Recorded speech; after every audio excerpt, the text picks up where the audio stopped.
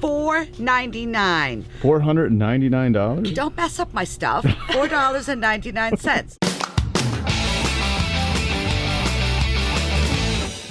We are headed to Cotuit Center for the Arts. David Keene is the executive director, and what a job he has done, except for the dressing room. Big disaster. So David wanted me to transform this basement. Actors have to hang out down there. This is where they're getting ready, and this is where they're spending all their time. So where are we starting?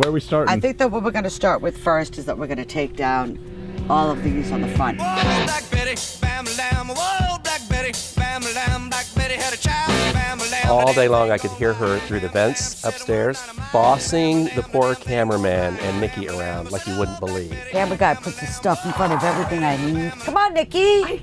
Let's go. It was really great to spend time with David. I'm really grateful that he asked me to come in and do this. If he doesn't like it, tough shit. Oh my God! I can't wait tomorrow night for the cast to show up to get ready for the production that we're running.